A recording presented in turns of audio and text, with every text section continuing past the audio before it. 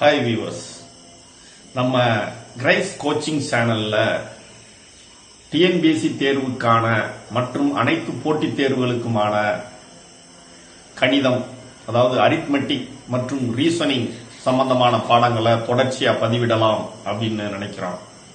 So அது சம்பந்தமான பாடங்களை, அதாவது அரித்மெட்டிக் ரீசனிங் சம்பந்தமான பாடங்களை மிக எளிமையா, அதாவது 10ஆம் வகுப்பு வரை மட்டுமே கணிதத்தை படித்துவிட்டு அதுக்கு மேல +1 +2 காலேஜஸ்ல எல்லாம் சயின்ஸ் ஸ்ட்ரீம்ல, அதாவது பியூர் சயின்ஸ் ஸ்ட்ரீம்ல போனவங்க, ஆர்ட்ஸ் சைட்ல படிச்சவங்க, அப்படி இருக்கிறவங்களுக்கும் புரியுற விதமா மிகவும் எளிமையா மெதுவா சொல்லிக் கொடுத்து, எளிமையா மெதுவா சொல்லிக் கொடுத்தாலும் அந்த பாடங்கள்ல கடினத்தன்மை வரை, போட்டித் தேர்வுல எவ்வளவு ட்ரிக்கா கேள்வி கேட்பாங்க, அது ஷார்ட்கட் இருக்கா, இல்ல அதை செய்யறதுக்கான புரிதல் எப்படி அமைச்சுக்கணும் அப்படிங்கிற நோக்கத்தோட முழுமையா சொல்லித்தர இருக்கிறோம்.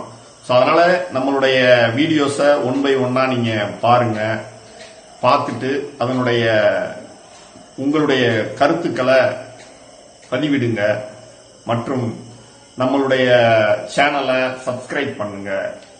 நன்றி, வணக்கம்.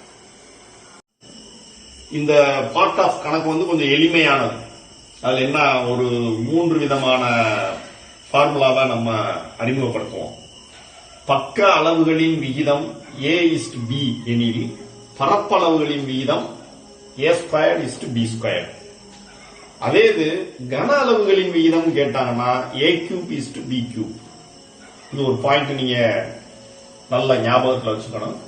அடுத்தது அவங்க பரப்பளவுகளின் விகிதம் A/B அப்படின்னு கொடுத்துட்டாங்கன்னா, A/Bனா ஏக்கு ஒரு நம்பர், பிக்கு ஒரு நம்பர் எனில் பக்க அளவுகளின் விகிதம் அப்படின்னும் போது இப்ப நம்ம √A √B, அதாவது வர்க்க மூலம், ஏயின் வர்க்க மூலம், பியின் வர்க்க மூலம், பியின் வர்க்க மூலம். அடுத்தது பாத்தீங்கன்னா மூணாவது ஒரு பாயிண்ட் ஞாபகம் வச்சுக்கணும். கன அளவுகளின் விகிதம் A/B அப்படின்னு கொடுத்துறாங்க. ஏதோ ஒரு நம்பர், ஏக்கு ஒரு நம்பர், பிக்கு ஒரு நம்பர் எனில் பக்க அளவுகளின் விகிதம் என்ன அப்படின்னு கேட்டாங்கன்னா, இப்ப கனமூலம், ஏயின் கனமூலம், பியின் கனமூலம், கியூப் ரூட், ஏக்கு கியூப் ரூட், பிக்கு கியூப் ரூட் கண்டுபிடிக்கணும். சரிதானா? சரி, கணக்குல போலாமா? இப்ப நம்ம கணக்கு பாருங்க. 2 சதுரங்களின் பரப்புகளின் விகிதம் 225:256 எனில் அவற்றின் சுற்றளவுகளின் விகிதம் காண்க அப்படின்னு. இப்ப நம்ம ஃபார்முலால பார்க்கும்போது பார்த்தோம், சுற்றளவுனாலும் பக்கம்னு அர்த்தம். சில நேரத்துல சுற்றளவு கொடுத்துட்டு பரப்பளவு கேட்டாலும் அப்படிதான், சுற்றளவுங்கிறத ஒரு பக்கம்ங்கிற மாதிரி நம்ம எடுத்துக்கணும். அதே மாதிரி சதுரம்ன்ற இடத்துல மூளை விட்டம் கொடுப்பாங்க, அதையுமே நம்ம பக்கம்னு தான் எடுத்துக்கணும். சோ இப்ப நம்மளுக்கு என்ன, இந்த கணக்குல என்ன கொடுத்திருக்காங்க அப்படின்னா, பரப்பளவுகளின் விகிதம் அப்படின்னு கொடுத்திருக்காங்க. பரப்பளவுகளின் விகிதம் கொடுத்திருக்காங்க. என்னன்னு கொடுத்திருக்காங்க பாருங்க,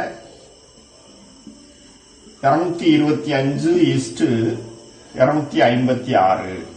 சோ பரப்பளவுகளின் விகிதம் கொடுத்து பக்கங்களின் விகிதம் கேட்டாங்கன்னா, ஏன்னா இங்க சுற்றளவுன்றத பக்கம் மாதிரி தான் எடுத்துக்கணும் நம்ம சொல்லி இருக்கிறோம். சோ அப்ப என்ன கண்டுபிடிப்போம், வர்க்க மூலம், இது A/B அப்படின்னு வச்சுக்கிட்டீங்கன்னா, இதை நம்ம இங்க என்ன கண்டுபிடிக்க வேண்டியது இருக்கும்,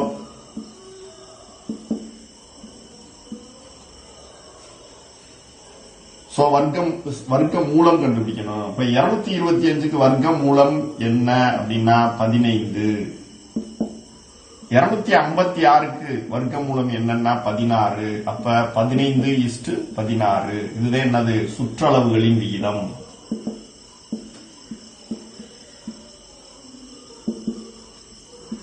அப்ப பரப்பளவுகளின் விகிதம் கேட்டு சுற்றளவுகளின் விகிதம் கேட்டாலும் அதனுடைய வர்க்க மூலம் கண்டுபிடிச்சு போடுறது, பக்கங்களின் விகிதம் கேட்டாலும் வர்க்க மூலம் கண்டுபிடிச்சு போடுறது. சரிதானா? சோ ரெண்டும் சேம் தான். நம்ம அடுத்த கணக்கு போவோம். 2 சதுரங்களின் மூளைவிட்ட நீளங்களின் விகிதம். இங்க என்ன கொடுத்திருக்காங்கன்னா, மூளைவிட்ட நீளங்களின் விகிதம் 2:5 எனில் அவற்றின் பரப்புகளின் விகிதம் காண்க. இங்க பரப்புகளின் விகிதம் கொடுத்தாங்க முதல் கணக்குல. இப்ப 2வது கணக்குல என்ன கொடுத்திருக்காங்கன்னா, பரப்புகளின் விகிதம் கேட்டிருக்காங்க. கொடுத்திருக்கிறது பக்கங்களின் விகிதம். இப்போ மூளை விட்டம்னாலும் பக்கம் தான் எடுத்துக்கணும், ஏன்னா ஃபார்முலாவில மூளை விட்டத்தையுமே நம்ம ஏன்னு வச்சிருப்போம், படிச்சிருப்பீங்க. சோ இப்ப நம்ம பார்க்கலாமா? இப்ப நம்ம கொடுத்திருக்கிறது என்னன்னா மூளை விட்டங்களின் விகிதம்.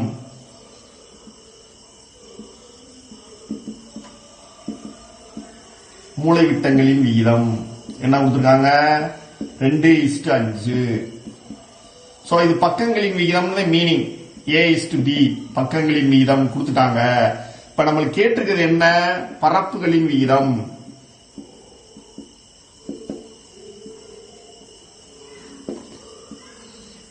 சோ பரப்பு ஏரியாவோட ரேஷியோ என்னன்னு கேட்டிருக்காங்க. இப்ப நம்ம என்ன செய்யணும்?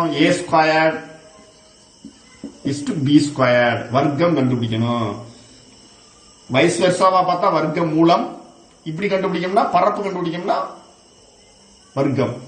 இப்ப 2ஓட வர்க்கம் என்ன? 2² 5². சோ 2² 5² என்ன? 2² 4 5² 25. சோ இதுதான் ஆன்சர். சரிதானா? அடுத்த கணக்கு போலாமா? ரொம்ப இப்ப அடுத்த கணக்கு பாத்தீங்க அப்படின்னா 2 கன சதுரங்களின் கன அளவுகளின் விகிதம் 8:27 எனில் அவற்றின் பக்க பரப்பளவுகளின் விகிதம் காண்க அப்படின்னு கணக்கு எடுத்து பாருங்க. இப்ப பாருங்க என்ன கொடுத்திருக்காங்க அப்படின்னா கன அளவுகளின் விகிதம். கன அளவுகளின் விகிதம். சோ கன அளவுகளின் விகிதத்தை நம்ம A:B அப்படின்னு எடுத்துட்டோம்னா என்ன அப்படின்னா 8:27. சரி, இப்ப நம்மளுக்கு என்ன கேட்டிருக்குன்னா பரப்பளவுகளின் விகிதம். சோ பரப்பளவுகளின் விகிதம் கண்டுபிடிக்கிறதுக்கு முன்னாடி பக்க அளவுகளின் விகிதத்தை கண்டுபிடிச்சு பரப்பளவு கண்டுபிடிச்சோம்னா நம்மளுக்கு ஈஸியா இருக்கும். அதனால நான் என்ன செய்யறேன்? பக்க அளவுகளின் விகிதத்தை முதல்ல கண்டுபிடிக்கிறேன்.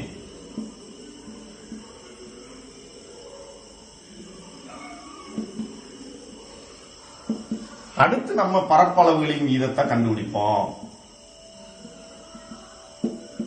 சோ இப்ப என்ன அப்படின்னா கொடுத்திருக்கிறது கன அளவுகளின் விகிதம், அதை A:B 8:27 அப்படின்னு எடுத்துக்கிட்டோம். கேட்டிருக்கிறது பரப்பளவுகளின் விகிதம். சோ பரப்பளவுகளின் விகிதம் கண்டுபிடிக்கிறதுக்கு முன்னாடி நான் இடையில பக்க அளவுகளின் விகிதத்தை கண்டுபிடிச்சு அதுல இருந்து பரப்பளவுகளுக்கு போறேன். இப்ப கன அளவுல இருந்து பக்க அளவு கண்டுபிடிக்கணும்னா என்ன செய்வோம்? கன மூலம் கண்டுபிடிக்கணும். நம்ம ஏற்கனவே அந்த ஃபார்முலா மாதிரி எழுதி போட்டதுல கியூப் ரூட் போட்டோம் இல்லையா? Cube root. சோ 8க்கு கியூப் ரூட் அப்படின்னு சொல்லி பார்த்தோம் அப்படின்னா என்ன அர்த்தம்னா 2 கியூப் அப்படிங்கிறது 8. சரிதானா?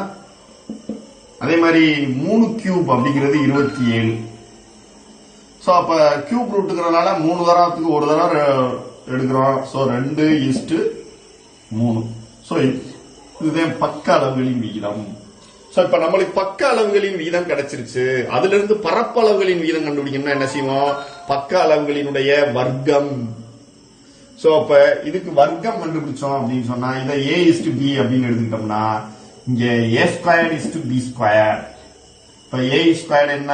4 2². இங்க 3². சோ அப்ப என்ன அர்த்தம்? 2:9. சாரி 2² 4. சோ 3² 9. 4:9. அவ்வளவுதான். இப்ப என்னன்னா கொஞ்சம் நாளாக நம்ம நேரடியா கண்டுபிடிச்சிடலாம். இப்ப 8 இருக்குன்னா இத நம்ம 2, இது பக்கம் 3, அப்ப அதோட ஸ்கொயரு அப்படின்னு கண்டுபிடிச்சிடலாம். எப்பவுமே பக்கம் A,B வச்சுக்கிட்டீங்கன்னா கன அளவுனா என்ன செய்வோம்? அதோட கியூப். பரப்பளவுனா என்ன செய்வோம்? அதோட ஸ்கொயர். அவ்வளவுதான். அடுத்த கணக்கு பாருங்க. 2 கோளங்களின் வளைபரப்புகளின் விகிதம் 9:25 எனில் அவற்றின் கன அளவுகளின் விகிதம் காண்க. இங்கே அப்படிதான் வளைபரப்பு, பரப்பு, பக்கப்பரப்பு அப்படி கூட கொடுப்பாங்க. பக்கப்பரப்பு, வளைபரப்பு, மொத்த பரப்பு, என்ன பரப்பு கொடுத்தாலும் சரி அது எல்லாத்தையுமே பரப்புன்னு நம்ம எடுத்துக்கணும் இந்த மாதிரி கணக்குகள்ல. சோ அடுத்து கன அளவு கேட்டிருக்கு. கொடுத்திருக்கிறது பரப்பளவு, அத வளைபரப்பு கூட வச்சுக்கிடுவோம். பரப்பு கொடுத்திருக்கு விகிதத்துல. கேட்டிருக்கிறது என்ன அப்படின்னா கன அளவு கேட்டிருக்கு. கன அளவு கேட்டிருக்கு. சோ அப்ப இடையில நம்ம பக்க விகிதம் கண்டுபிடிச்சுக்குவோம். கண்டுபிடிச்சுக்கிட்டு கன அளவு போனோம்னா ஈஸி. இப்ப பரப்பளவுகளின் விகிதம் A:B அப்படின்னு வச்சுக்கிட்டோம்னா இது 9:25. பரப்பளவுல இருந்து பக்கம் கண்டுபிடிக்கணும்னா என்ன செய்வோம்? வர்க்க மூலம். சரிதானா? வர்க்க மூலம். இப்ப √A:√B. இப்போ 9ஓட ரூட் என்ன அப்படின்னு பார்க்கணும். 25ஓட ரூட் என்ன 3, 9க்கு இதுக்கு 5. சோ பக்க அளவு 3:5. சோ கன அளவு வேணும்னா என்ன அர்த்தம்? இதனுடைய கணம் கியூப் கண்டுபிடிக்கணும். சோ இப்ப கியூப் கண்டுபிடிக்கணும்னா இப்ப இதை ஏபி அப்படின்னு வச்சுக்குவோம் நம்ம. சோ இதை கியூப் கண்டுபிடிக்கணும்னா a cube is to B cube. அப்ப என்ன அர்த்தம்? 3 கியூப் இஸ்டு 5 கியூப். இப்ப 3 கியூப்னா 27, 3 into 3 into 3 27. 5 cube 5 into 5 into 5 125. So இதுதான் ஆன்சர். இந்த எளிமையான கணக்கு தான் இதுகள் எல்லாமே. பாருங்க அடுத்த கணக்கு. சம ஆரம் உள்ள இரு உருளைகளின் கன அளவுகளின் விகிதம் 6:7 எனில் அவற்றின் உயரங்களின் விகிதம் காண்க. இப்ப இந்த கணக்கு பாத்தீங்கன்னா போன கணக்கு இதுக்கு வித்தியாசம் இருக்கு பாருங்களேன். போனதுல எல்லாம் என்ன சொல்லியிருப்பாங்க அப்படின்னா இரு உருளைகளின் கன அளவுகளின் விகிதம் ஆரம்பிச்சிருப்பாங்க. ஆனா இங்க சம ஆரம் உள்ள அப்படின்னு ஒரு பிடிஏ போடுறாங்க பாருங்க. இந்த மாதிரியான கணக்குகளை பழைய மாதிரி நம்ம முன்னாடி சொன்ன மெத்தட்ல செய்ய முடியாது. முதல்ல அந்த முடிவுக்கு வந்துடணும். அப்ப இத ஃபார்முலாவை யூட்டிலைஸ் பண்ணி தான் இந்த கணக்கை செய்ய முடியும். இன்னொரு விஷயத்த வச்சுமே நீங்க இதை டிசைட் பண்ணிக்கலாம். இந்த மாதிரி சம ஆரம் உள்ளங்கிற பீடிகை போடுவாங்க. நீங்க இந்த கொடுத்திருக்கிறத பாத்தீங்கன்னா இது வர்க்கம் மூலமோ கணம் மூலமோ கண்டுபிடிக்க முடியாத மாதிரியான ஒரு நம்பரா கொடுத்திருப்பாங்க. அதை வச்சே நீங்க நம்ம அந்த ஃபார்முலா யூஸ் பண்றது இல்ல போல அப்படின்ற முடிவுக்கு வந்துடலாம். சரி, அப்ப இந்த கணக்கை எப்படி செய்யறது? இப்ப கொடுத்திருக்கிறது என்ன அப்படின்னா கன அளவுகளின் விகிதம். சோ உருளையின் கன அளவுக்கு என்ன ஃபார்முலா? உருளையின் கன அளவுக்கு பை ஆர் ஸ்கொயர் ஹெச். இப்ப இங்க பாத்தீங்க அப்படின்னா இரண்டு உருளைன்னும் போது ஆரம் ஒரே மாதிரினா இதுக்கும் ஆறுதான். ஆனா இங்க H1 வச்சுக்குவோம். ரெண்டாவது இதுல பாத்தீங்கன்னா பை ஆர் ஸ்கொயர் H2 வச்சுக்குவோம். ஏன்னா ஆரம் வந்து சம ஆரம். சோ அதனால R1 R2 தேவையில்லை, ரெண்டுமே சமம்ங்கிறனால அப்படியே வச்சுக்கிட்டோம். இங்க உயரம் தான் கேட்டிருக்கு. சோ உயரம் H1 H2 வச்சுக்கிட்டோம்னா இதனுடைய ரேஷியோ தான் கொடுத்துருக்காங்க. என்னன்னு கொடுத்துருக்காங்க? 6:7. சோ இப்ப இது ரெண்டும் காமனா இருக்கிறதுனால நம்ம கேன்சல் பண்ணிடுவோம். ஏன்னா வகுத்தல் தானே, விகிதம் என்பது ஒரு வகுத்தல். சோ அப்ப மிச்சம் இருக்கிறது H1 by H2. அப்ப அது என்ன அர்த்தம்? 6/7. அப்ப H1 is to H2 6:7. அவ்வளவுதான், அதே சேம் தான்.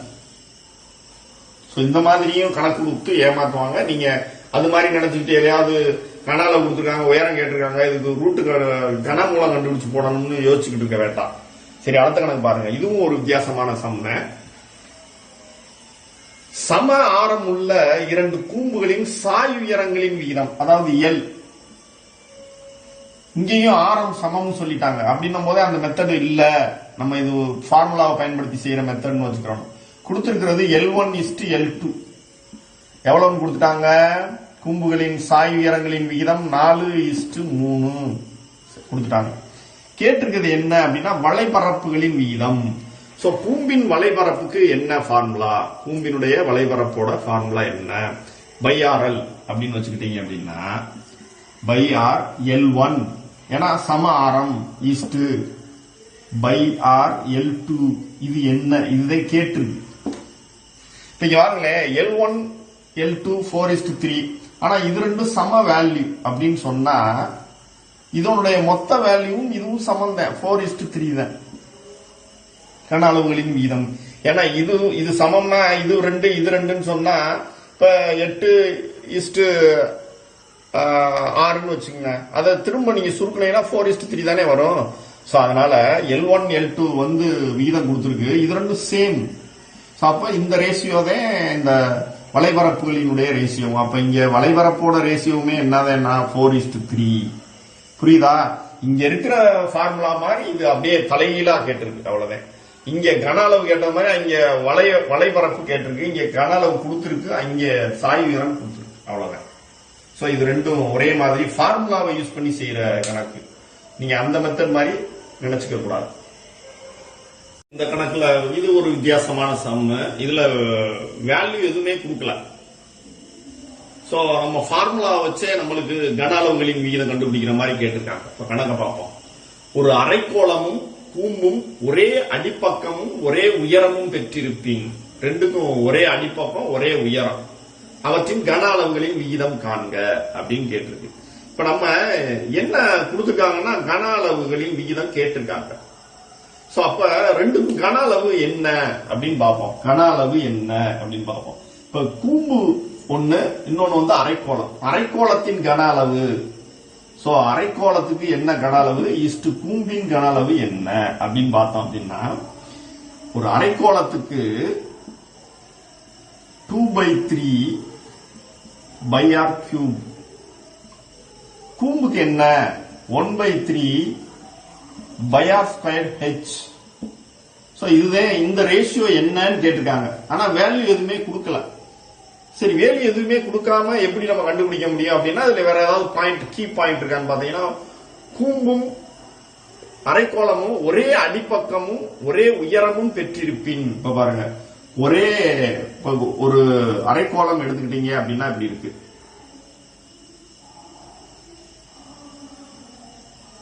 சோ இதுக்கு உயரம் என்பது இதுதான், இதுவும் ஒரு ஆரம், சரிதானா? அப்போ ஒரு ஆரம் மாதிரிதான் அரைக்கோளத்தோட உயரம். இப்ப கூம்புன்னு எடுத்தீங்கன்னா இந்த கூம்போட அடிப்பக்கமும் ஒண்ணுதான், இதே அளவு ஆரம் கொண்டதுதான் அப்படின்னு சொல்றாங்க. உயரம் பாத்தீங்கன்னா இந்த ஆரத்தளவுதே இங்கே உயரம் சொல்றாங்க, ஏன்னா ஒரே உயரம்ன்றாங்க இல்லையா? இப்ப பாருங்க, இதே அளவுதான். இப்ப என்ன அர்த்தம் அப்படின்னா, இந்த ஹச்சும் 6 சமம், 6 ரெண்டுக்குமே சமம் அப்படின்னா, இப்ப இங்க நம்ம முக்கியமா தெரிஞ்சுக்கிற வேண்டிய விஷயம், ஆரமும் உயரமும் சமம். சோ R = H, அவ்வளவுதான், கணக்கு முடிஞ்சு. இப்ப பாருங்க, இங்க இருக்கிற ஹச்சுக்கு பதிலா ஆர்னு சப்ஸ்டிட்யூட் பண்ணோம் அப்படின்னா பாருங்களேன், 2/3 r³ விகிதம்ன்றது வந்து ஒரு வகுத்தல் தானே, 1/3 r². இந்த ஹச்சுக்கு பதிலா ஆர்னு போட்டேன் நான். சோ அதனால என்னாச்சு, r² × r, ஹச்சுக்கு பதிலா ஆர். இப்ப இதுவுமே r³ வந்துருச்சா, அவ்வளவுதான். இப்ப நீங்க பாருங்களேன், இந்த பைக்கு பை, இந்த r² r³ அடிச்சிடறோம். இப்ப மிச்சம் இருக்கிற நம்பர்ஸ் இதுதான், என்ன இருக்கு பாருங்க, 2/3, கீழே இருக்க 1/3 மேல போச்சுன்னா 3/1. சோ அப்ப அடிச்சிங்க அப்படின்னா என்ன வருது பாருங்க, 3 கேன்சல் பண்ணிட்டேன். அப்ப 2/1. 2/1 என்பது என்ன, 2:1. அவ்வளவுதான். அரைக்கோளம் கூம்பின் கன அளவுகளின் விகிதம் என்ன அப்படின்னு சொன்னா 2:1. அவ்வளவுதான். சோ இந்த பாயிண்ட் நம்ம இந்த இடத்துல அரைவ் பண்ணாதே நம்ம கணக்கை சால்வ் பண்ணணும். முன்னாடி பார்த்த கணக்குகள்லாம் ஒரு விதமான சம்ஸ், அதாவது விகிதத்தை பயன்படுத்தி கன அளவு விகிதம், பக்க அளவு விகிதம், உயர விகிதம், இந்த மாதிரி ஃபார்முலாவை பயன்படுத்தி செய்த மாதிரி நம்ம பார்த்தோம். அது கொஞ்சம் எளிமையான கணக்கு. அடுத்து போட்டித் தேர்வுகளில் ஷார்ட்கட்டை பயன்படுத்தி செய்யறது மாதிரி இந்த மென்சுரேஷன் சொல்ற அளவியல்ல நிறைய கணக்குகள் கேட்கிறாங்க. அந்த கணக்குகளை நம்ம ரொம்ப எளிமையா செய்யலாம். அதாவது நம்ம புரிதல் இருந்துச்சுன்னா ரொம்ப எளிமையா செய்யலாம். அதுக்கு நம்ம சில ஷார்ட்கட் ஃபார்முலாஸ் ஃப்ரேம் பண்ணி வச்சுக்கிட்டு அதுக்கு தகுந்த மாதிரி நம்ம அந்த கணக்குகளை செய்வோம். நம்ம இந்த முதல் கணக்கு வரலாம். ஒரு செவ்வகத்தின் நீளம் 10% அதிகரிக்கப்படுகிறது. அதன் பரப்பளவு மாறவில்லை எனில் அதன் அகலம் எத்தனை சதவீதம் குறைக்கப்பட வேண்டும்? இது சம்பந்தமா நம்ம சதவிகிதத்துல கணக்குகள் வந்து நம்ம செய்யும் போது இதுக்கு ஒரு ஃபார்முலாவை பயன்படுத்திப்போம். அதாவது R/100 + R × 100 அப்படின்னு ஒரு ஃபார்முலாவை பயன்படுத்திப்போம். சோ இந்த ஃபார்முலாவை பயன்படுத்திட்டு நம்ம இந்த கணக்குகளை செய்ய போறோம். இப்ப இதுல செவ்வகத்தின் நீளம் அதிகரிக்கப்படுகிறது, பரப்பளவுல வந்து மாற்றம் இல்ல, குறைக்கப்பட்ட சதவீதம் கேட்டிருக்கு, அதனால இங்க பிளஸ் யூஸ் பண்ணுவோம். இதே இது குறைக்கப்பட்டு இது அதிகரிக்கப்பட வேண்டும் அப்படின்ற கேள்வி இருந்துச்சுன்னா இதை மைனஸா யூஸ் பண்ணுவோம் அப்படின்னு சொல்லி நம்ம சதவீதத்திலே படிச்சிருப்போம். இப்ப நம்ம வந்து சர்க்கரையோட விலை வந்து 10% கூடிச்சு, சோ செலவை அதிகரிக்காம இருக்கிறதுக்காக அவர் வந்து ஜீனி வாங்குறதனுடைய பயன்பாட்டை எவ்வளவு குறைக்கணும் அப்படின்னு சொல்லி கேள்விகள் வரும் இல்லையா, அந்த மாதிரி சமையல நம்ம அதே தான் இங்கேயும் அளவியல்லையும் அந்த சதவீதத்தை பயன்படுத்துறோம். இந்த ஃபார்முலா பயன்படுத்தி நிறைய சம் செய்யலாம். இந்த சம்முக்கு நம்ம இந்த ஃபார்முலாவை பயன்படுத்துறோம். இப்ப பாருங்க, இங்க ஆறுங்கிறத 10%. இப்ப வந்து இங்க அதிகரிக்குது அப்படிங்கறதுனால இது பிளஸ். இப்ப இந்த ஃபார்முலாவில் சப்ஸ்டிட் பண்ணுவோம். 10/100 + 10 × 100. ஸோ பர்சன்டேஜ் கடைசியா. இப்ப நம்ம இதை பாருங்க, 110 10/110 × 100. ஸோ இது 0 கேன்சல் பண்ணிடலாமா? அப்ப மிச்சம் என்ன? 100/11. ஸோ 100ல எத்தனை 11 இருக்கு? 9 11 99. மிச்சம் 1/11%. அப்ப இது என்ன? எத்தனை சதம் குறைக்கப்பட வேண்டும்? கேள்வி. 9 1/11% குறைக்கப்பட வேண்டும். நம்ம அடுத்த கணக்கு போவோம். இது ஒரு ஷார்ட்கட் ஃபார்ம் பண்ணி நம்ம செய்யக்கூடிய ஒரு கணக்கு. இந்த கணக்கை முதல்ல நம்ம படிப்போம், அப்புறம் அதை பத்தி கொஞ்சம் பேசுவோம். ஒரு செவ்வகத்தின் நீளம் 10% அதிகரிக்கப்பட்டு அகலம் 10% குறைக்கப்படுகிறது எனில் செவ்வகத்தின் பரப்பளவில் ஏற்படும் மாற்ற சதவீதம் என்ன? இப்ப இதை பத்தி படிக்க போகும்போது நம்ம இருபரிமாண வடிவங்கள் அப்படின்னு சொல்லிட்டு ஒரு செவ்வகம், சதுரம், வட்டம், முக்கோணம், நாற்கரம், இந்த மாதிரி இருபரிமாண வடிவங்கள் எல்லாத்துக்குமே இந்த ஃபார்முலாவை நம்ம பயன்படுத்தலாம். அதுல 2 அளவுகள் வந்துச்சு அப்படின்னு சொன்னா அதுக்கு அந்த ஃபார்முலாவை நம்ம என்ன வச்சுக்குவோம்? 2 அளவுகளையும் ஒன்னு எக்ஸ் இன்னொன்னு ஒய்ன்னு வச்சுக்கிட்டு இந்த ஃபார்முலாவை நம்ம யூஸ் பண்ணுவோம். நம்ம ஏற்கனவே இந்த ஃபார்முலாவெல்லாம் செஞ்சு பழகிருக்கோம் சதவீத கணக்குகள்லயே. சோ எக்ஸ்ங்கிறது ஒரு அளவு, செவ்வகத்தின் நீளம், அதை எக்ஸ்ன்னு வச்சுக்குவோம். ஒய்ங்கிற அகலம்ங்கிறது இன்னொரு அளவு, அதை ஒய்ன்னு வச்சுக்குவோம். இப்ப அதிகரிக்கப்படுகிறதுனா பிளஸ் எடுத்துக்கிறோம், குறைக்கப்படுகிறதுனா மைனஸ் எடுத்துக்கிறோம். இந்த ஃபார்முலாவை சப்ஸ்டிட் பண்ணோம்னா நமக்கு ஆன்சர் கிடைச்சிடும். இப்ப பாருங்க, இங்க எக்ஸ வந்து நீளம்னு வச்சுக்கிட்டோம்னா எக்ஸ் ஈக்குவல் டு +10, சரிதானா? ஒய் ஈக்குவல் டு இங்க குறைக்கப்படுகிறது அகலம் வந்து ஒய்ன்னு வச்சுக்கிறோம். இதை வந்து நம்ம நீளம்னு எடுத்துக்கிறோம், இதை வந்து அகலம் அப்படின்னு எடுத்துக்கிறோம். சோ அகலம் வந்து -10. இதுதான் ரொம்ப முக்கியம். இங்க சப்ஸ்டிட் பண்ணும்போது அதை கொஞ்சம் கவனமா செய்யணும். சோ எக்ஸ் வந்து 10 +10, ஒய் வந்து -10 பிளஸ் எக்ஸ் வந்து +10 இன்ட்டு -10/100. நல்லா கவனமா செய்யணும். மைனஸ் பிளஸ்ல போட்ட விட்டீங்கன்னா தப்பா போயிடும்.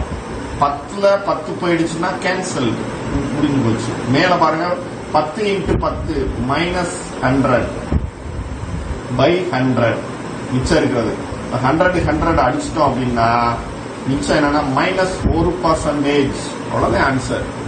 அப்ப பரப்பளவில் ஏற்படும் மாற்றம் 1%. ரொம்ப சிம்பிளான சம்ஸ்ங்க. நம்மளுக்கு தேவை இந்த ஷார்ட்கட் ஃபார்முலா தெரியணும்.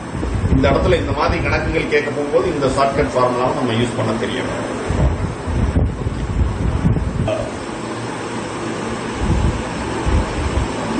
இப்ப நம்ம அடுத்த கணக்கு போவோம். பாருங்க, ஒரு வட்டத்தின் ஆரம் 10% அதிகரிக்கப்பட்டால் அதன் பரப்பளவில் ஏற்படும் மாற்ற சதவீதம் எவ்வளவு? இப்ப போன காலத்துல பாத்தீங்கன்னா 2 அளவுகள் இருந்துச்சு. செவ்வகத்துக்கு நீளம் அகலம் ரெண்டுமே குறைச்சோம் கூட்டணும்னு சொன்னாங்க. சோ அதனால நம்ம அங்க வந்து ஃபார்முலாவை என்னன்னு வச்சிருந்தோம் அப்படின்னு சொன்னா x + y + xy/100% அப்படின்னு வச்சோம். இங்க பாத்தீங்கன்னா ஒரே ஒரு அளவுதான் இருக்கும். நீங்க வட்டத்தோட ஃபார்முலாவில் பரப்பளவு பாத்தீங்கன்னா என்ன இருக்கும்? πr². அவ்வளவுதான், r மட்டும்தான் இருக்கும். சோ இப்ப இங்க எக்ஸ் ஒய்ன்னு நீள அகலம்னு எடுக்க முடியாது. இது மாதிரி சதுரத்துல பாத்தீங்கன்னா a² தான் இருக்கு. அதுக்கெல்லாம் இந்த ஃபார்முலா எப்படி மாறிடும்னா எக்ஸ் ஒய் ரெண்டுக்குமே எக்ஸ் தானே. சோ இது இப்ப என்ன பாருங்களேன், எக்ஸுக்கு எக்ஸ் தான், ஒய்க்கு எக்ஸ் தான் அப்படின்னு சொன்னா என்ன ஆகும்? x × x/100. சோ அப்ப கடைசியில என்ன ஆகும் அப்படின்னு சொன்னா எக்ஸையும் கூடனா 2x பிளஸ் x²/100. அவ்வளவுதான். இந்த ஃபார்முலாவை நம்ம இப்படி யூஸ் பண்ணிக்கிறோம் அப்படின்னா, ஏன்னா எக்ஸ் ஒய்னு 2 அளவுகள் இல்ல இங்க. அதாவது வட்டத்துக்கு அதே மாதிரி தான் இருக்கும், சதுரத்துக்கு அதே மாதிரி தான் இருக்கும். மற்றபடி முக்கோணம், நாற்கோணம் இந்த மாதிரி இதுகள் எல்லாம் 2 அளவுகள் வர்றப்போ நம்ம இதே ஃபார்முலாவே நேரடியாக யூஸ் பண்ணிக்கலாம்.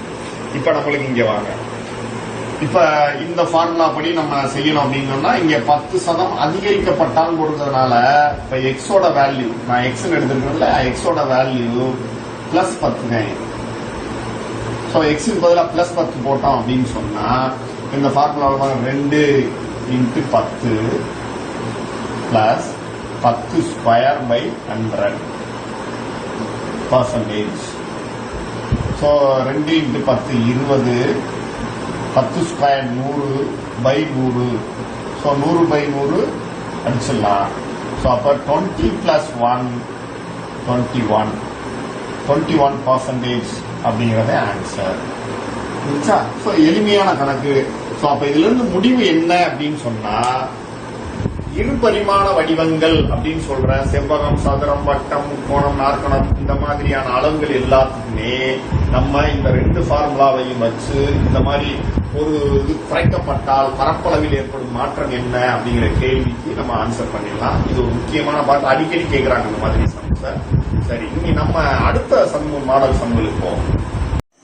இப்ப நம்ம இதுக்கு முன்னாடி பாத்தீங்கன்னா இருபரிமாண வடிவங்கள்ல ஒரு சைடு அதிகரிச்சிச்சு இல்ல 2 சைடும் அதிகரிச்சிச்சு அப்படின்னு சொன்னா அதனுடைய பரப்பளவில் ஏற்படும் மாற்றம் என்ன அப்படிங்கறத பத்தி சில சம்ஸ் செஞ்சோம்.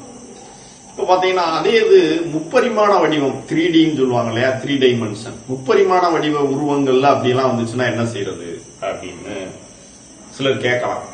ஏன்னா இதுவரையும் டிஎன்பிஎஸ்சில அந்த மாதிரி கேட்கல, இருபரிமாண வடிவம் வரையும் கேட்டுட்டாங்க. நீ அடுத்து காம்ப்ளிகேட்டடா கேட்கணும்னா அதுதான் கேட்பாங்க. சோ அப்ப நம்ம அதுக்கு தயாராகிடுவோம் அப்படின்ற நோக்கத்துல இப்ப சில சம்ஸ் மாடல்ஸ் நடத்துறேன் நானு, நீங்க அதை ஃபாலோ பண்ணிக்கங்க. இப்ப இந்த சம்ம பாருங்க, ஒரு கோளத்தின் ஆரம் 20% அதிகரித்தால் அதன் கன அளவு அதிகரிக்கும் சதவீதம் எவ்வளவு அப்படின்னு கேட்டிருக்காங்க. இப்ப பாத்தீங்கன்னா கோளம் கொடுத்துட்டாங்க. இப்ப நம்ம ஏற்கனவே யூஸ் பண்ண பழைய ஃபார்முலாஸ் யூஸ் பண்ண முடியாது. கோளம் என்பது ஒரு 3 டைமென்ஷன், அதாவது முப்பரிமாண வடிவம். சோ இதுல ஆரம் 20% அதிகரித்தால் அதன் கன அளவு அதிகரிக்கும் சதவீதம் எவ்வளவு அப்படின்னு இதே இது இருபரிமாண வடிவமா வட்டம் கொடுத்திருந்தாங்க அப்படின்னு சொன்னா நம்ம ஏற்கனவே ஒரு ஃபார்முலா படிச்சோம், 2x + x²/100 அப்படின்னு சொல்லிட்டு ஒரு பர்சன்டேஜ் கண்டுபிடிக்கிறதுக்கான ஒரு ஃபார்முலா கண்டுபிடிச்சோம் இல்லையா, அதை இங்க யூஸ் பண்ண முடியாது நீங்க. அப்ப இங்க முப்பரிமாண வடிவத்துக்கு என்ன ஒரு ஃபார்முலா, அதே மாதிரி இப்ப இங்க எக்ஸ் அப்படிங்கிற அந்த ஒரு அளவு தான் இங்க இருக்கு. சோ அப்ப அதுக்கு நம்ம என்ன ஃபார்முலா இன்ட்ரோடியூஸ் பண்றாங்க பாருங்க, 1 + x/100 whole cube -1 into 100%. இதுதான் முப்பரிமாண வடிவத்துல, அதாவது இந்த மாதிரி ஒரு அலகு ஆரம்ங்கிறத சில நேரத்துல விட்டம்னு கொடுப்பாங்க. நீங்க விட்டம் கொடுத்தோடனே அதுல பாதியை கண்டுபிடிச்சு செய்ய வேணாம், நல்லா ஞாபகம் வச்சுங்க. இதே மாதிரிதான் அங்கேயும் இருபரிமாண வடிவமா இருக்கும் போது ஆரம் கொடுக்காம விட்டம்னு கொடுத்தாங்கனாலும் சார் சொல்லியிருக்காரு, விட்டம்னா விட்டத்தில் பாதி தான் ஆரம் அப்படின்னு சொல்லி பாதியா எடுத்து செய்யணும்ல. இந்த மாதிரி சம்ஸ்ல எல்லாம் அந்த மாதிரி எடுத்து செய்ய வேண்டிய அவசியம் கிடையாது. நல்லா பாத்துங்க, இந்த மாதிரி ஷார்ட்கட் நம்ம யூஸ் பண்ற சம்ஸ் இருக்கு இல்லையா, இதுல அந்த மாதிரி எடுக்க வேண்டாம் இந்த மாதிரி மாடல்ஸ்ல. சரி, இப்ப இங்க வரும் ஆரம்னு கொடுக்கலாம், விட்டம்னு கொடுக்கலாம். இதே இது விட்டம்னு கொடுத்தாலும் சேம் மாடல் தான், நீங்க எதையும் மாத்திக்கிற வேணாம். விட்டம் கொடுத்துட்டாங்கன்னு சொல்லி ஆரம் கண்டுபிடிக்கணும்னு சொல்லி நீங்க பாதியா கண்டுபிடிக்க வேண்டிய அவசியம் இல்லை. அதனாலதான் இங்க நம்ம எக்ஸ்ங்கிறத யூஸ் பண்ணிட்டு இருக்கோம். சரிதானா? சரி, இப்ப நம்ம கணக்குள்ள போவோம். இப்ப இங்க எக்ஸ்ங்கிறது அதிகரித்தான்னு சொல்லி இருக்கிறதுனால நம்ம எப்போதும் போல 20 + 20 அப்படின்னு எடுத்துக்கிறோம். நம்ம இப்ப ஃபார்முலால சப்ஸ்டிட் பண்ணுவோமா, 1 + 20/100 whole cube -1. எக்ஸுக்கு பதிலா 20, அவ்வளவுதான், வேற ஒன்றும் பண்ணல நான். பர்சன்டேஜ் இந்த மாதிரி இருந்துச்சுன்னா என்ன செய்வோம், ஒரு 100 100 + 20 120. So 120/100 கியூப்ங்கிறதுனால 3 times 120/100 into 120/100. ஸோ இதோட வேல்யூல -1 கழிச்சிட்டு இன்ட்டு 100%. ஓகேவா? இப்ப 120/100னா இது என்ன அர்த்தம்னா 1.2 சரிதானா? 2 ஸ்தானம் தள்ளி இங்க புள்ளி வைக்கணும். இப்போ 1.2ன்னு எடுத்துக்கலாமா? புள்ளி வச்ச நம்பர் 2க்கு அப்புறம் 0 இருக்கிறதுலாம் வேல்யூ இல்ல, அதனால விட்டுறலாம். So 1.2 into 1.2 minus 1 into 100%. So இப்போ 1.2 12 வச்சுங்களேன். 12 144 144 12 எவ்வளவு பாருங்க? 144 12னா 1728. ஸோ 1728 அப்படின்னு வந்துருச்சுன்னா இப்போ 1.1 3 ஸ்தானம் தள்ளி புள்ளி வைக்கணும்னா இப்ப நம்மளுக்கு இங்க இதே இது 1.2 இன்ட்டு 1.2 இன்ட்டு 1.2 போது 3 ஸ்தானம் வருதா? 1 2 3. ஸோ அப்ப 1.728 அவ்வளவுதான். ஸோ இது பிறகு எவ்வளவு வருது? 1.728 மைனஸ் 1. ஸோ 1 கழிச்சிட்டோம்னா எவ்வளவு மிச்சம் இருக்க போகுது? 0.728 இன்ட்டு 100%. அப்ப 0.728 இன்ட்டு 100 எவ்வளவு போற போகுது? 2 ஸ்தானத்தில் இங்கிட்டு வரணுமா புள்ளி? ஸோ 72.8%. அவ்வளவுதான். பரப்பளவில் ஏற்படும் மாற்றம், கன அளவில் ஏற்படும் மாற்றம் என்ன அப்படின்னா 72.8%. ஸோ இது ஒரு மாடல் சம். இந்த ஃபார்முலாவையுமே நீங்க நல்லா ஞாபகம் வச்சுக்கணும். இந்த மாதிரி சம்ஸ்ல கேட்டாங்கன்னா நம்ம பயன்படுத்திக்கணும். Okay, thank you. இப்போ நம்ம கோலத்தை பத்தி பார்த்தோம். சோ அதுல ஒரே அளவுங்க, ஆரம்ங்கிற அளவு. இப்ப அடுத்த கணக்கு பாருங்க. ஒரு கன செவ்வகத்தின் அனைத்து அளவுகளும், அதுல அனைத்து அளவுனா நீளம் இருக்கும், அகலம் இருக்கும், உயரம் இருக்கும். அனைத்து அளவுகளும் 100% அதிகரித்தால் அதன் கன அளவில் ஏற்படும் மாற்ற சதவீதம் காண்க. இப்ப பாருங்க, இங்க இது கன செவ்வகம், இதுவும் ஒரு 3 டைமென்ஷன் 3D தான். சோ முப்பரிமாண வடிவம்.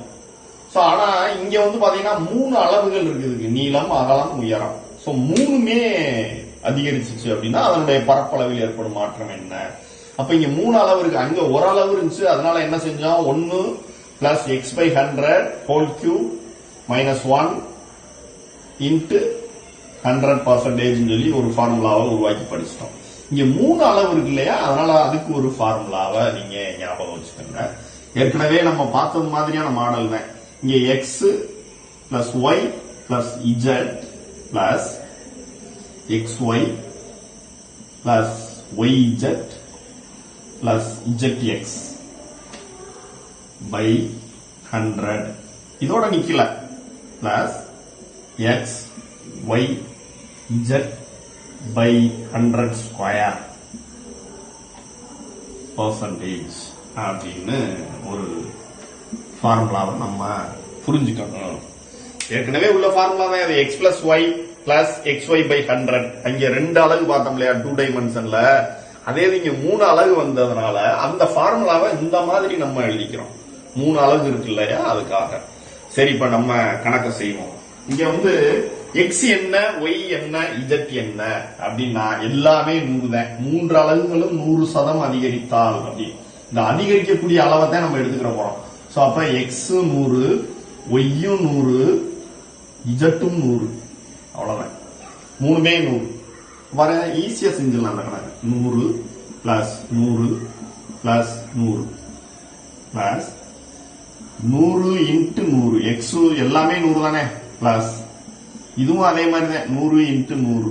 அது அப்படியே கூட பெருகி போடலாம், இருந்தாலும் நீங்க ஒரு தான் புரிஞ்சுக்கணும்ன்றக்காக நான் எழுதுறேன். Plus 100 into 100. ஸோ 3 தரம் xy yz zx by 100 plus இதுல 3 100 இன்ட்டு 100 இன்ட்டு 100. ஸோ அளவுகள் வேற கொடுத்தா வேற அழகை பயன்படுத்துறோம். இங்க நம்மளுக்கு ஒரே அளவு தான் கொடுத்துட்டாங்க. எல்லாமே 100% அதிகரித்தால் அப்படின்னு கொடுத்துட்டாங்க. ஸோ இனி நம்ம கணக்காக்கும். இப்ப 300 100 பிளஸ் 100 பிளஸ் 100 இது பாத்தீங்க அப்படின்னா 100 இருக்குன்னா 10,000 வரும். ஸோ 3 10,000 எவ்வளவு? 30,000 போட்டுடலாமா? 30,000 பை 100 பிளஸ் அதே மாதிரி 100 இன்ட்டு 100 இன்ட்டு 100. இதுல இங்க ஸ்கொயர் 2 100 இருக்கு இல்லையா, அதனால நான் என்ன சொல்றேன், இந்த 2 100க்கு இதை அடிச்சிடலாமா? சோ அப்ப மிச்சம் இருக்கிறது ஒரே ஒரு 100 தான். எத்தனை பர்சன்டேஜ்? இப்ப இங்க அடிக்க முடிஞ்சது அடிச்சிருவோம். இங்க ஒரு 100, இந்த 2 0 அடிச்சிட்டோம். இப்ப மிச்சம் எம்பிட்டு இருக்குன்னு பாருங்க. இது ஒரு 300 பிளஸ் இங்க ஒரு 300 பிளஸ் 100. சோ அப்ப மொத்தம் எவ்வளவு? 700%. சோ 700% அதிகரிக்கும். சரிதானா? இப்ப நம்ம அடுத்த கணக்கு பார்ப்போம். ஒரு கனசதுரத்தின் பக்கம் 10% அதிகரித்தால் அதன் கன அளவில் ஏற்படும் மாற்றம் எத்தனை சதவீதம்? இப்ப இங்கேயும் பாத்தீங்க அப்படின்னா இதுலயுமே கனசதுரம் கொடுத்துருக்கு. கனசதுரம் என்பது ஒரு 3D முப்பரிமாணம், இருபரிமாணம் கிடையாது, முப்பரிமாண வடிவம். சோ இங்க பக்கம் 10% அதிகரித்தால் சொல்றாங்க. இப்ப இங்க பாத்தீங்க அப்படின்னா நம்ம கோலத்துல பார்க்கும்போது ஆரம்ங்கிற ஒரு அளவுதான் இருக்கும் கன அளவோட ஃபார்முலாவில். இப்ப கோலத்தின் கன அளவுக்கு ஃபார்முலா பாத்தீங்க அப்படின்னு சொன்னா 3/4/r³ அப்படின்னு சொல்லி பார்ப்போம். சோ அப்ப இங்க r³ ஒரே ஒரு அளவுதான் இருக்கும். அதே மாதிரிதான் இங்கேயுமே கனசதுரம்ன்றதுல பாத்தீங்க அப்படின்னு சொன்னா அந்த பக்கம்ங்கிற ஒரு அளவை வச்சுதான் நம்ம கன அளவை கண்டுபிடிப்போம். ஆனா இங்க கனசெவ்வகத்துல பாத்தீங்க அப்படின்னா 3 அளவு இருந்துச்சு. அதனால அங்க வேற ஃபார்முலா பயன்படுத்தணும். இங்க ஏற்கனவே நம்ம இன்ட்ரோடியூஸ் பண்ண ஃபார்முலாவை தான் பயன்படுத்த போறோம். ஏன்னா இங்க ஒரே அளவு தான். எப்படி இருபரிமாண வடிவத்துல சதுரம் வட்டம் ரெண்டுக்கும் ஒரே ஃபார்முலாவை தான் யூஸ் பண்ணுவோம். 2x plus x²/100 அப்படின்ற ஃபார்முலாவை பயன்படுத்துவோம். சோ அதே மாதிரி தான் இங்கேயும். இப்ப இதுக்கு என்ன ஃபார்முலாவை நம்ம யூஸ் பண்ணலாம்? நீங்க ஃபார்முலா ஐடென்டிஃபை பண்ணன்றக்காக நான் இந்த சம்மவே செஞ்சேன். 1 plus x/100 whole cube minus 1 into 100. So கோலத்துக்கு நம்ம செஞ்ச அதே ஃபார்முலாவை இதுக்கும் நம்ம இன்ட்ரோடியூஸ் பண்றோம். சரி, இப்ப 1 பிளஸ் எக்ஸுக்கு பதிலா என்ன அப்படின்னா 10% பிளஸ் தான். x equal to plus 10. so 10/100 cube minus 1 into 100%. So இத பார்த்தோம்னா என்ன ஆகுதுன்னா ஒரு 100 100 100 பிளஸ் 10 110/100 ஹோல் கியூப். இதுல கூட நம்ம ஒரு ஜீரோவை கேன்சல் பண்ணிடலாம். Minus 1 into 100.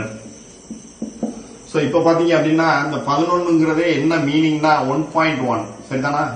ஒரு சாதனை புள்ளி வச்சுக்கலாமா? 1.1 cube minus 1. 1.1 கியூப்னா 1.1 into 1.1 into 1.1. So 100 பெருக்குனா என்ன ஆகணும் பாருங்க. இப்ப நம்ம 11 வச்சே பெருக்கிங்களே. 11 121 121 11 அப்படின்னு பாத்தீங்கன்னா 1331. சோ நம்ம 1.1 இன்ட்டு 1.1 இன்ட்டு 1.1 3 ஸ்தானத்தில் புள்ளி வைக்கணுமா? 1 2 3. சோ பின்னாடி 3 1 2 3 ஸ்தானம். நான் 1.331 அவ்வளவுதான். So 1.331 minus 1 into 100. சோ இப்ப 1 போச்சு அப்படின்னு சொன்னா மிச்சம் இருக்க போறது என்ன இருக்கும்? 0.331 இன்ட்டு 100,000. சோ இப்ப இந்த 2 சாதனை புள்ளி வச்சோம் அப்படின்னா 33.1%. அவ்வளவுதானா? Very simple. சோ நம்மளுக்கு இந்த ஃபார்முலா ஐடென்டிஃபை பண்ண தெரியும்.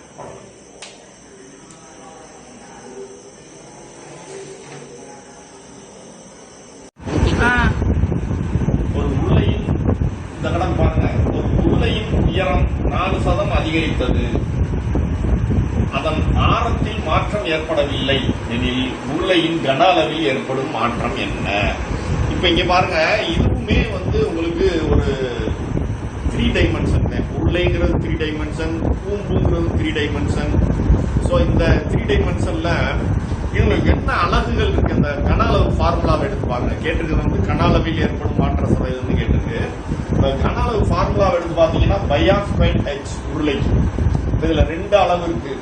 இந்த 2 அளவுலயுமே ஒன்னு ஸ்கொயரா இருக்கு, ஒன்னு சும்மா தான் இருக்கு. இப்ப இதுல முக்கியமா பாத்துக்கிற வேண்டியது என்னன்னா, அந்த உருளையை பொறுத்த அளவுல 4 விதமா கணக்கு கேட்கலாம் இந்த உருளையில. இப்ப இதுல பாத்தீங்க அப்படின்னா ஆர் ஸ்கொயர்ல மாற்றம் இல்ல, ஆர்ல மாற்றம் இல்ல, ஹச்ல மட்டும்தான் மாற்றம் இருக்குன்னா ஹச் என்ன மாற்றமோ அதுதான் கன அளவு மாற்றமா இருக்கும். காரணம் என்ன, அந்த ஸ்கொயர் கிடையாது, இங்க ஆர்லதே ஸ்கொயர் இருக்கு. ஸோ ஹச்ல என்ன மாற்றம் இருக்கோ அதுதான். ஏன்னா இது சேமா இருக்க போகுது எல்லாத்துக்குமே. ஸோ அப்ப இதுல இருக்க மாற்றம் மட்டும் என்ன சதவீதமோ அதே சதவீதம் கன அளவில் ஏற்படும் மாற்றம். நல்லா பாத்துங்க, இது ஒரு மாடல். ஆரம் வந்து மாற்றம் இல்லாம இருந்துட்டு ஹச்ல மாற்றம் சொன்னாங்கன்னா அந்த ஹச்ல என்ன சதவீத மாற்றம் இருக்கோ அதுவே, அது மட்டும்தான் கன அளவுல பாதிக்கும். சரிதானா? அப்ப உள்ளே பொறுத்த வரையில கன அளவில் ஏற்படும் மாற்றம்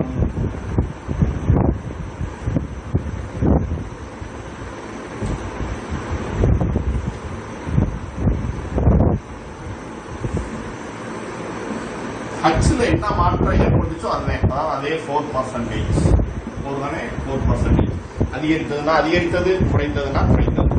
ஆனா ஆரம் மாறாம இருந்தாங்க. சரிதானா? அடுத்து ஒரு மாடல் கொடுத்தாங்க. அடுத்த மாடல் பாருங்களேன். ஒரு உருளையின் ஆரம் 10% அதிகரித்தது. இங்க பாத்தீங்கன்னா ஹச் அதிகரித்தது அப்படின்னு சொல்லி சொன்னோம். இங்க வந்து ஆரம் அதிகரித்தது, அதன் உயரத்தில் மாற்றம் ஏற்படவில்லை. இப்ப ஆரம் மாறுச்சு அப்படின்னு சொன்னா இங்க வந்து நம்ம ஃபார்முலாவை யூஸ் பண்ண வேண்டியிருக்கும். ஏன் அப்படி சொல்றேன்னா, இங்க ஆரம் வந்து ஸ்கொயரா இருக்கு.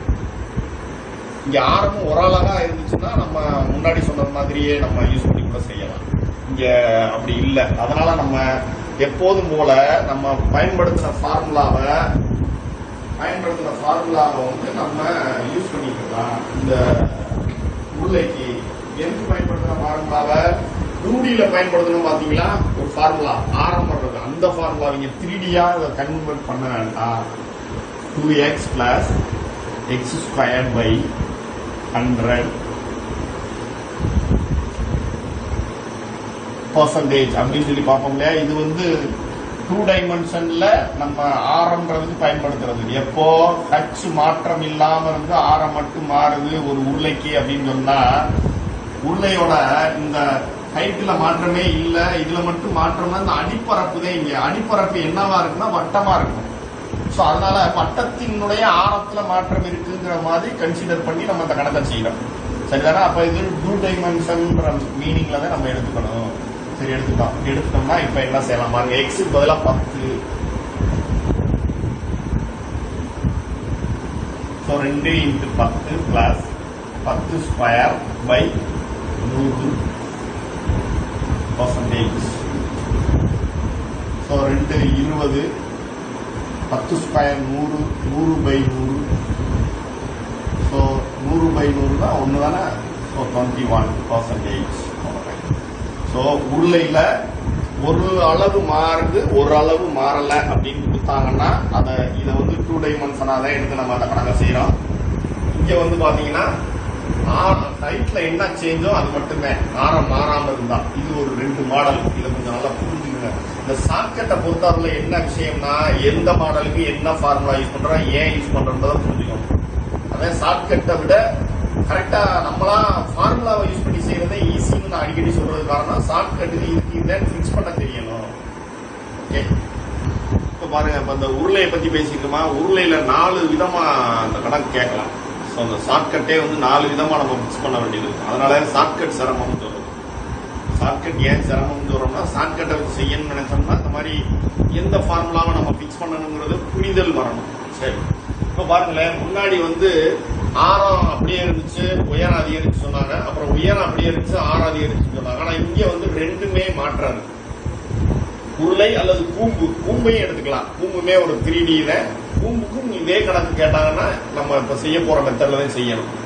இப்ப பாத்தீங்கன்னா ஆரம் 4% குறையுது, உயரம் 2% அதிகரிக்கும். அப்படி இருந்துச்சுன்னா கன அளவில் ஏற்படும். இன்னொன்று முக்கியம், கன அளவு. முன்னாடி எல்லாம் 2Dல பூராமே பரப்பளவும் கேட்போம். 3Dல வந்து நம்ம உள்ள இதுக்கு எல்லாமே கன அளவை பத்தி தான் பேசிக்கிட்டே இருக்கோம். அந்த விஷயத்தையும் நீங்க மைண்டா புரிஞ்சுக்கணும். பரப்பளவை பத்தி இங்க பேசல, கன அளவில் ஏற்படும் மாற்றம். சோ இந்த ஃபார்முலாவை பொறுத்த அளவுல நம்ம ஏற்கனவே சொன்னோம் இல்லையா, உருளைக்கு வந்து πr²h. ஸோ ஆர் ஸ்கொயரா இருக்கு, ஹச் இருக்கு, 2 அலகு இருக்கு அப்படின்னு சொல்லி படிச்சோம். ஸோ அதனால இதுக்கு இப்போ ஃபார்முலா என்ன அப்படின்னா 2x, நம்ம வட்டத்துக்கு எழுதுவோம் இல்லையா, 2x + x². அதே மாதிரி தான் 2x + இங்க ஹச்சுக்கு பதிலாக y. சரிதானா? பிளஸ் அடுத்தது என்ன செய்யறோம்னா இங்க எக்ஸ் ஸ்கொயர் பை 100 எழுதுவோம், அதுக்காக எக்ஸ் ஸ்கொயர், அப்புறம் 2xy பை 100 புரிஞ்சுக்கிறதுக்காக அந்த மாதிரி புரிஞ்சுக்கிறேன். அப்புறம் அதே X square y by 100 square. சரிதானா? இந்த மாதிரி ஃபார்முலாவை யூஸ் பண்ணி நம்ம அதை செய்யலாம். எக்ஸ் அப்படிங்கிறத நம்ம என்ன செய்யலாம் அப்படின்னு சொன்னா 4% அதிக குறைகிறது அப்படின்னா மைனஸ், அதை நல்லா ஞாபகம் வச்சுக்கணும். -4x. உயரம் 2% அதிகரிக்கிறது, அப்போ உயரத்தை நம்ம ஒய்ன்னு வச்சிருக்கோம். ஸோ +2.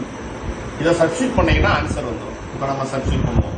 2 -4xக்கு பதிலாக பிளஸ் ஒய்க்கு பதிலாக +2, எக்ஸுக்கு பதிலாக -4 ஸ்கொயர் பிளஸ் 2, எக்ஸுக்கு பதிலாக -4, ஒய்க்கு பதிலாக +2 பை 100 பிளஸ் எக்ஸுக்கு பதிலாக -4 ஸ்கொயர், ஒய்க்கு பதிலாக 2 பை 100 ஸ்கொயர்.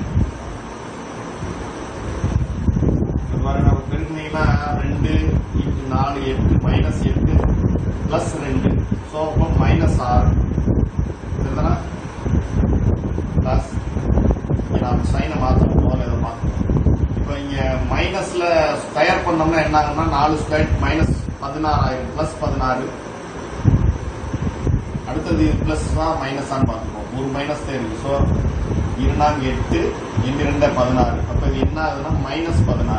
சரிதானா? பை 100.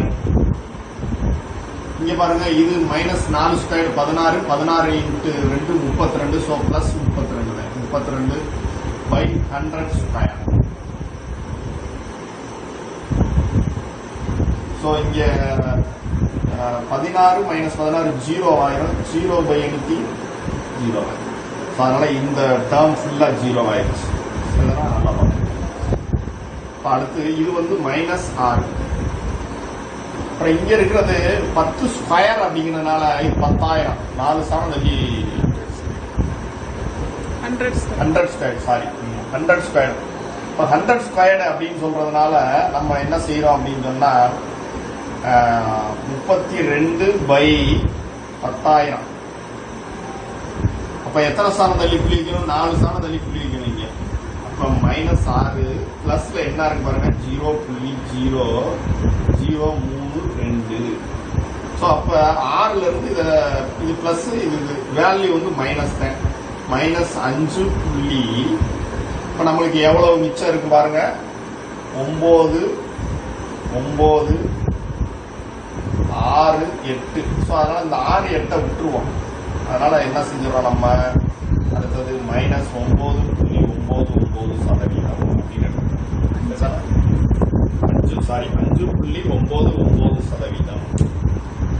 அதான் நான் சொல்லையில சில நேரம் நம்பர்ஸை வந்து மாற்றி சொல்லிடுவேன். அதை நீங்க கவனமா எடுத்துங்க. எழுதும் போது கரெக்டா எழுதுவோம், சில நேரம் சொல்லும் போது வார்த்தைகள்ல மாற்றி வரும். நீங்க அண்டர்ஸ்டாண்ட் பண்ணிக்கணும். ஓகே. ஆமா, இப்ப உருளையில வந்து இன்னொரு மாடல், 4வது மாடல். இப்ப ஃபர்ஸ்ட் என்ன செஞ்சோம், ஒன்னு மாறாம இன்னொன்னு மாறுது அப்படின்னு ஒரு 2 கணக்கு பார்த்தோம். அதுக்கப்புறம் ரெண்டுமே வேற வேற அளவு மாறுதுன்னு சொல்லி பார்த்தோம். ஒன்னு 4%, ஒன்னு 2%. இப்ப பாத்தீங்கன்னா ரெண்டுமே ஒரே சதவீதம் மாறுது, 100%. இந்த கணக்கு நல்லா படிங்க. ஒரு உருளை அல்லது கூம்பாவும் இருக்கலாம். கூம்புமே 3 டைமென்ஷன் தான். கூம்பின் ரெண்டுமே ஒரே மாதிரி. ஏன்னா ரெண்டோட கன அளவு ஃபார்முலாவும் பாத்தீங்கன்னா தெரியும். இது πr² வச்சு, அது 1/3 πr². ரெண்டுக்கும் சேம் தான். ஸோ அதனால ரெண்டுமே ஒரே மாதிரி தான் கணக்கு அப்ரோச் பண்ணணும்ல. ஒரு உருளை அல்லது கூம்பின் உயரம் மற்றும் ஆரம் ஆகிய இரண்டும் 100% அதிகரித்தால் அதன் கன அளவில் ஏற்படும் மாற்ற சதவீதம் என்ன? இங்க ரெண்டுமே சேஞ்ச் ஆகுது, ஆனா ரெண்டுமே ஒரே அளவு. எவ்வளவு? 100%. அப்ப இப்ப இப்படி இருக்க போகும்போது என்ன ஃபார்முலாவை பயன்படுத்துறது அப்படின்னா, நம்ம ஏற்கனவே பார்த்த ஃபார்முலாவை பயன்படுத்தாம நம்ம எப்பவுமே 3 டைமென்ஷன்ல ஒரு ஃபார்முலாவை பயன்படுத்துற மாதிரி, ஒரு அளவுன்னா அந்த கோலத்துக்கு பயன்படுத்துற மாதிரி. 1 + x/100 whole cube -1 into 100%. So இந்த ஃபார்முலாவை யூஸ் பண்ணிக்கலாங்க.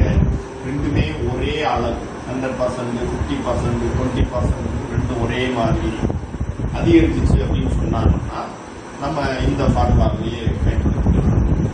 ஸோ அப்போ நம்ம அளவுகளை பாருங்க, எக்ஸுக்கு பதிலாக 1 + 100/100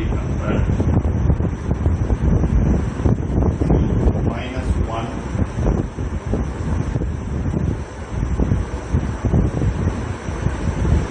ஸோ அப்போ 100 அடிச்சிட்டோம்னா 2 தான், 2³ -1 × 100%. 2³ எவ்வளோ? 2 × 2 × 2 8 -1 × 100%. ஸோ அப்போ என்ன பாருங்க, 8ல் 1 போச்சுன்னா 7 × 100. ஸோ 700%. ஸோ ஈஸியாக இருக்கா? அவ்வளோதான். ஸோ நம்ம ஏன் ஷார்ட்கட்டை பயன்படுத்தணும் அப்படின்னு சொன்னா, இந்த மாதிரி கணக்குகள்ல எல்லாம் நேரடி மெத்தட்லையும் செய்யலாம். நம்ம செய்யறோம் அப்படின்னு சொன்னா என்ன செய்ய வேண்டியது இருக்கும் அப்படின்னு சொன்னா, கொஞ்சம் சப்ஸ்டியூட் பண்ணி நிறைய கணக்குகளை பெருசா செஞ்சு ஒரு 10 நிமிஷம் 1/4 மணி நேரம் டைம் ஸ்பெண்ட் பண்ண வேண்டியது இருக்கும். அதை சுருக்கணுமே அப்படிங்கிறதுக்காக நம்ம இந்த மாதிரி ஷார்ட்கட்டு. இந்த ஷார்ட்கட்ல என்னன்னா, எந்த ஃபார்முலாவுக்கு எந்த கணக்குக்கு எந்த ஷார்ட்கட்டை பயன்படுத்தணுன்றத கொஞ்சம் ஃபிக்ஸ் பண்ண தெரியும். அவ்வளவுதான். ஸோ அதனாலதான் நான் ஒவ்வொரு மாடலுக்கும் ஒவ்வொரு சம்மை நடத்தி நான் உங்களை அதை புரிதலை உண்டாக்கணும்னு நான் இப்ப ஒவ்வொரு மாடலுக்கும் ஒவ்வொரு சம் சொல்லியிருக்கேன். ஸோ இதை நல்லா ப்ராக்டிஸ் பண்ணிக்கங்க. இந்த வீடியோவை 1க்கு 2 தடவை போட்டு கேளுங்க. இதுல நீங்க புரிஞ்சுக்க வேண்டிய விஷயம் ரொம்ப முக்கியம். நம்ம 2 டைமென்ஷன்ல பார்க்க போகும்போது பார்த்தோம் இல்லையா, வட்டம், சதுரம், செவ்வகம், அப்புறம் நம்ம முக்கோணம், நாற்கரம், இந்த மாதிரியான உருவங்களுக்கெல்லாம் நம்ம ஒரு 2 ஃபார்முலாவை படிச்சோம் இல்லையா. அந்த ஃபார்முலாவில் புறமே பரப்பளவில் ஏற்படும் மாற்றம், வார்த்தையை பரப்பளவில் ஏற்படும் மாற்றம் தான் யூஸ் பண்ணியிருப்பாங்க. இப்ப நம்ம பார்த்திருக்க கணக்குகள் புறமே கன அளவில் ஏற்படும் மாற்றம். அதனாலதான் கன அளவு ஃபார்முலாவா சொல்லி நான் சொல்லிட்டே இருக்கேன். ஸோ அந்த சேஞ்சையும் நீங்க மைனூட்டா புரிஞ்சுக்கணும். இந்த ஷார்ட்கட்டுக்கு பூரா கணக்கு கேட்கக்கூடிய விதத்தை நீங்க மைண்ட்ல நல்லா மனப்பாடமே பண்ணி வச்சுக்கணும். இப்படித்தான் கேட்பாங்க, இப்படி கேட்டாங்கன்னா நம்மளுக்கு இந்த மாடலை நம்ம செய்வோம். அப்ப இதை நேரடி மெத்தட்லையும் செய்யலாமான்னா தாராளமா செய்யலாம். நல்ல கணக்குல ஃபெமிலியாரிட்டி இருக்கிறவங்க அந்த மெத்தட்ஸ் செய்யலாம். நான் இதுல சொல்லி கொடுக்கலாம், பட் இது ஒரு 1/4 மணி நேரம் 1/2 மணி நேரம் ஆகும் ஒரு சம்ம செய்யுது. ஸோ அதனாலதான் நம்ம ஷார்ட்கட்டை இந்த இதுக்கு ஃபாலோ பண்ணிடுவோம்.